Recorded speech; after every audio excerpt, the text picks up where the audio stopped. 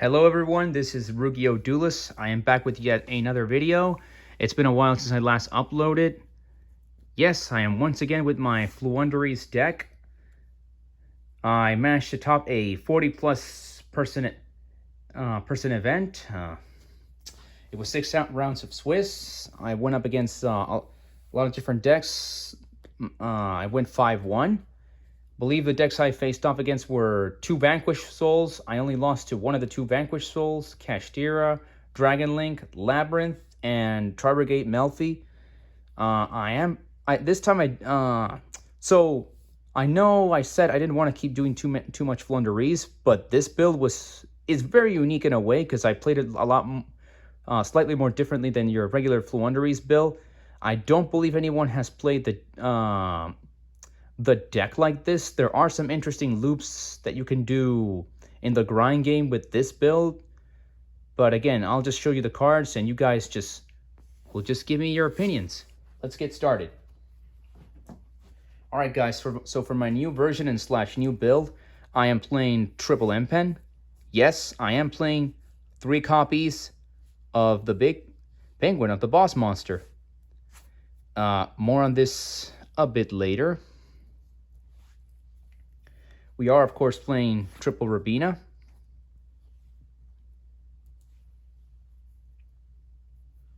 Triple Eaglin. You guys have seen my videos, you know this is standard for Floowandereeze. 1 copy of Stree. 1 Tonkin or Toucan. Now here's where things get a little bit different. I am playing 1 copy of Harpy Harpist and 1 copy of Harpy Dancer. Why I'm playing these two? Why the Harp, aka I call it the Harpy Engine. I believe would be the Harpy Engine would be the right name for them. So basically, there's actually a way you can use their effects to loop themselves as well as the M-Pen and continuously just keep searching for your spells and traps. I hope that made any sense. That's basically the beginning and the end of it. I will have to show you some combo videos, but for combo videos, I might do that at another time once I'm 100% more confident with the deck. Okay, moving on, and our final monsters in the main deck for this build. 2 copies of Raw Sphere Mode. Yes, the Winged Dragon of Raw Sphere Mode. It helped a lot. It helped a lot more than I thought. So, with big boards in the format, I know this is basically the only kaiju that Floowandereeze can play pretty well. I mean, there's also Nibiru, but I would rather tribute 3 of my opponent's monsters during my turn, or even their turn, than to play Nibiru on their turn and not being able to normal summon on crack on their turn. 2 is a good ratio. I truly believe 2 was the right call. And again, I was not expecting to do much with the deck, but I did better than I thought I would. So let's move on. More on why I'm playing 2 Raw Sphere Mode in a bit. So starting up with the spells, 3 copies of the map. You guys know what the map does if you've seen it throughout my videos in my channel. 3 basically double summon for the archetype.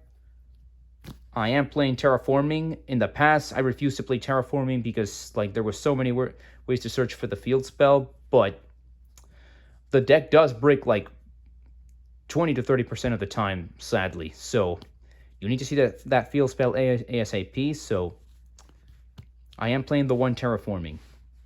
It might vary and might switch it around with time, but right now I'm feeling confident. It has not break yet. It has been very useful, or if anything, I haven't seen it too much, but it is doing the job. Then we are main decking 1 copy of Floowandereeze and the Unexplored Winds. This card is once you bring it out and you start summoning your big birds, this card is, it's just the best. There's no other way to put it. Then after that, we are playing, and you guys know it, 3 copies of the Advent of Adventure, which is grandiose. Again, searches for any bird or the field spell. Wish it would search for the continuous spell, but that's asking for too much. And again, you can banish any bird with this card, including the Harpy cards. And of course, you have to max out on 3 of this card, just like the field spell, because yes, we really need it. Now, after that, moving along with the spells, most of the remaining cards in the deck are spells. Let's just go get over what we already know about the decks. So 3 copies of Pot of Prosperity and 3 copies of Pot of Duality. Again, consistency is everything for this deck. You want to see these 2 cards as soon as possible. When you resolve both of these in the same turn, it feels so good because you will 9 times out of 10 get the cards that you need by resolving both of these first turn. Of course, especially this one, since this one lets you look at top 6. It's like, in my humble opinion, this card needs to go to 1. As much as I love the deck, I really feel that this card needs to go to 1 at some point on the Yu-Gi-Oh! Ban list. But I digress. I'll just enjoy this card as long as it's legal at 3, 2, 1, no matter. And after that, we got to stop hand traps, don't we? So we are playing the one called by the grave. Yes, we still need it. Like, Ash is a thing. Valor is still a thing. Gamma's at 1 as of the last ban list, so we don't have to worry about that one. Ghost Ogre, Artifact Lancia. In Ghost Ogre and Artifact Lancia, I don't think are seeing much play right now, but, you know, we still need this card. And it's at 1, so we might as well play it. And I'm not quite sure if I showed this in my last deck profile. 3 copies of the Time Tearing Morganite spell card. This card is amazing, and it's part of the main reason I'm main decking this. So if you don't know what this card does, basically the effect is lingering for the rest of the entirety of the duel when you activate it. So if it resolves, it's double summoned for the rest of the duel. It's also part of Greed during your draw phase, but in exchange you cannot activate monster effect hand traps from the hand. Basically no Ash Blossom, none of that. The only thing you would be able to activate would be stuff like Infinite Impermanence and Evenly Matched or other obscure things that do not involve monster effects from the hand. And this goes well because and going second, this is actually, it goes well with the Raw Sphere mode, because let's say you're going second, you Raw Sphere mode them, you activate this, and then if your field spell gets destroyed or your regular normal summon gets destroyed with or gets negated or something like that with the little birds, then you play this, you still have a third normal summon that you can do once you Raw Sphere mode them and like your second normal summon got disrupted. So that's the main reason why I'm playing 3 of this and 2 Raw Sphere mode. And it works wonders. Alrighty, come here, let's continue.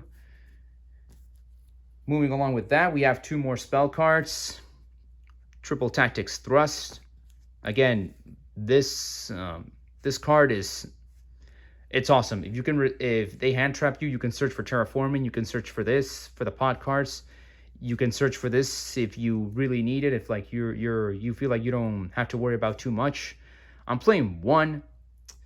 I used to play 2 a couple of months ago. I might bump it up to 2 again, because right now there's more hand traps in the format, so I kind of want to see this card a little bit more often than not. Right now I'm playing 1, but I think 1 is enough. But again, I might bump it back to 2. I might just do that. Then we are playing 1 copy of Herald of the Abyss, because this deck cannot get around monsters that are unaffected by card effects, and I need a card that gets rid of those pesky monsters like the Mathmech Synchro Monster or the Psychic End Punisher Synchro Monster. This card takes care of that job. And again, of course, only one copy, but again, you can search it up with this if they hand trap you, so, or any monster effect is activated. So there's that. And finally, for our final cards, 5 trap cards left. 1 copy of Floowandereeze in the Dreaming Town, of course, standard. We are main decking 2 Harpies Featherstorm. Yes, we are main decking 2. And the reason why we're main decking 2 is because if you open up these 2 and going first or second, and you open up one of these going first or second, you basically have full combo. There's not much they're going to be able to do unless they have a ridiculous board or a very obscure disruption / negation. But yeah. And 2 going first or second, I mean, I don't believe it breaks too much. I used to like toy around with main decking 1, 2, and 3, but by having 2 of this and 2 of this, I would say is the perfect ratio as to like not break and, you know, win in the grind game and stuff like that. So yeah. And the final 2 cards in the main deck are, of course, more board breakers in the form of Evenly Match.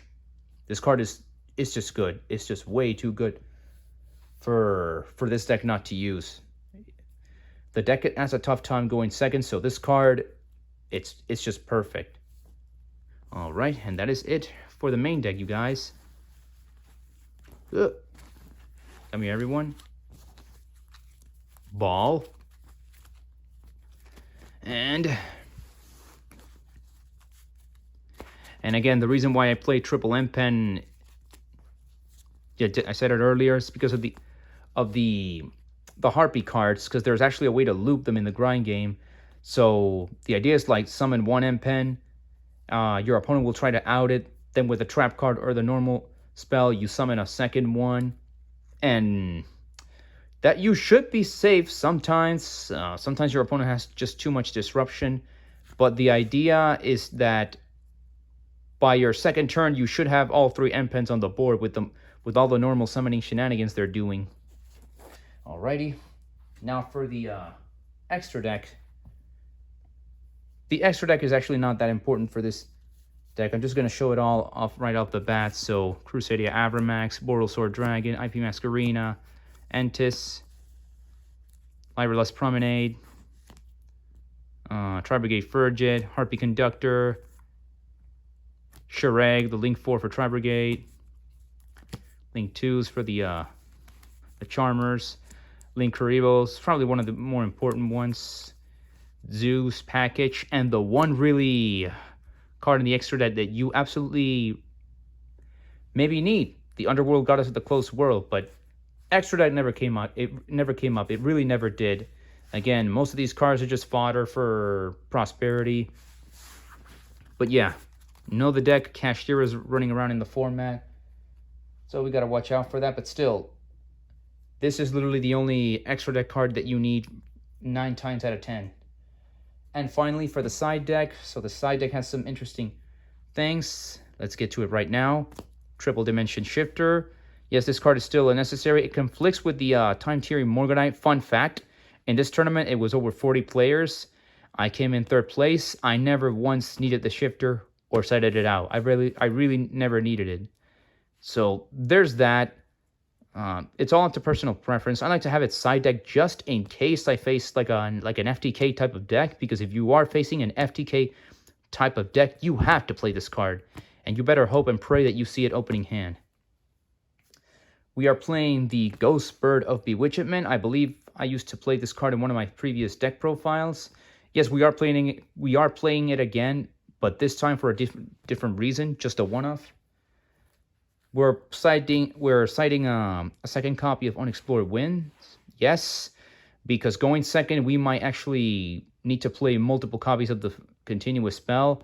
I used to main deck this, but I just don't think it's that consistent main decking too. If anything, it might actually break. I believe it ended up breaking once or twice as I was playing along with the deck. I think one in main deck and one is inside it's good. Then we're playing Harpy's Feather Duster for decks like Labyrinth and Eldritch and other obscure stuff like Trap Tricks as well. 2 Lightning Storm, because this card was put to 2 in the latest ban list, but these cards are more or less on the same category, so 2 MST. Just to get rid of like quick floodgates that happen to be activated like when we least expect it, like Goes and Match, there can be only 1, Skill Drain, stuff like that. So the final 5 cards in the side deck are trap cards. The 3rd Evenly Match. I always used to main deck 3, but I think 2 in the main deck is good, and a 3rd one in the side is also great. I'm definitely always gonna play 3. This is the best board breaker for this deck, hands down. And then the others are obscure. We are playing in the side deck 2 Deck Devastation Virus. Now, my apologies. Now, why play Deck Devastation Virus? Well, this card and this card go in hand, and with this, you can destroy your opponent's weak monsters. I'll explain. So the Ghost Bird of Bewitchment, when you put it on this column in the on the board, it becomes 23, and this card requires a monster that has 2k or more attack. So, and it's dark, so it goes perfect. A lot of people don't know that.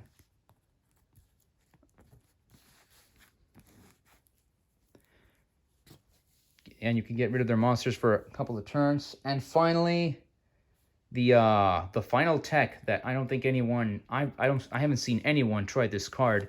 It's an old card, but it's a very interesting card. 2 copies of Grisaille Prison.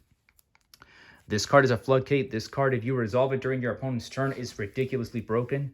It literally stops your opponent from playing the game for 2 turns. Not 1, but 2.